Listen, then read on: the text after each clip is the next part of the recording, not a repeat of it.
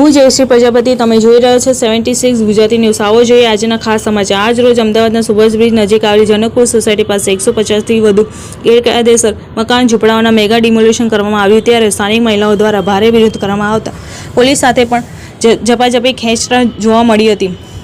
Subhash bridge નજીક આવેલી Janakpur society પાસે ખાડિયાની ચાલીમાં મ્યુનિસિપલ કોર્પોરેશનના પશ્ચિમ ઝોન દ્વારા 150થી વધુ ગેરકાયદેસર ઝૂંપડા અને મકાન આવેલા છે। ચીમનભાઈ બ્રિજનું નવીનીકરણ કરવાનું હોવાથી આ તમામ ગેરકાયદેસર મકાનને તોડવા માટે કાર્યવાહી કરવામાં આવી રહી છે, જેના વચ્ચે એ ડિવિઝનના 2 એસીપી જયેશ બ્રહ્મભટ્ટ સહિત 10થી વધુ પીઆઈ, પીએસઆઈ અને 100થી વધુ પોલીસ કર્મી સાથે મકાન તોડવાની કામગીરી શરૂ કરવામાં આવી હતી। તમામ લોકોના સામાન બહાર કાઢી લેવા સમજાવટ છતાં ના માનતા એસ્ટેટ વિભાગની ટીમની મદદથી સામાન બહાર કાઢવામાં આવ્યો હતો। પોલીસ અને એસ્ટેટ વિભાગની ટીમ પહોંચતા સ્થાનિક લોકો દ્વારા વિરોધ શરૂ કરવામાં આવ્યો હતો।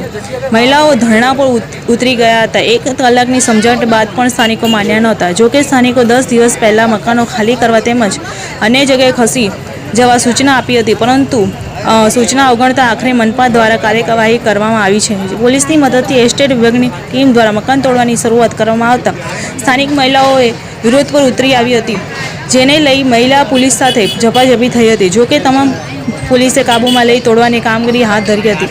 દબાણો દૂર કરવાની કાર્યવાહી દરમિયાન પણ મહિલાઓએ વિરોધ શરૂ કર્યો હતો। ખાડિયાની ચાલી તરીકે ઓળખાતા આ વિસ્તારમાં લોકો છેલ્લા 20 વર્ષથી રહે છે। સ્થાનિક લોકોની માંગ હતી કે તેઓને રહેવા માટે વૈકલ્પિક વ્યવસ્થા તરીકે મકાનો આપવામાં આવે। એસ્ટેટ વિભાગ દ્વારા પણ તેઓને 10 દિવસ પહેલાં સ્થાનિક પીઆઈને સાથે રાખી મકાનો ખાલી કરી દેવા માટે તેમજ અન્ય જગ્યાએ ખસી જવાની સૂચના આપી હતી। Report Jignesh Makwana, 76 Gujarati news, Subhash bridge, Ahmedabad. આવા જ તાજા સમાચાર જોવા માટે અમારી ચેનલને સબસ્ક્રાઈબ કરો અને લાઇક કરો। 76 ગુજરાતી ન્યૂઝ।